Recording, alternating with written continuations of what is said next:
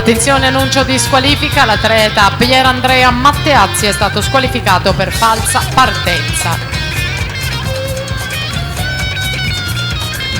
E intanto si preparano per la quarta ed ultima due stile junior maschi, corsia 1 Federico Girardi, Città Sport Vicenza, in 2 Francesco De Bortoli, Veneto Banca, in 3 Paolo Verzolin, Risauro, in 4 Mattia Zuin, Nottoli Nuoto, in 5 Lane 5 Zan Pogacar, Gorenica Radovlitza, in 6 Andrea Segala Gabbiano, in 7 Matteo Zoccolan, Gymnasium Pordenone.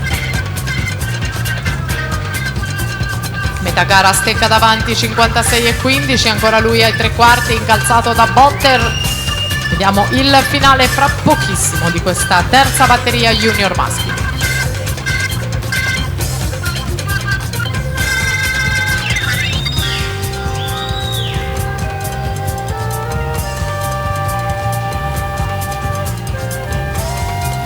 Rimane davanti Matteo Stecca, classe 97 del Team Veneto, vediamo il suo responso cronometrico per lui, 1:55,68.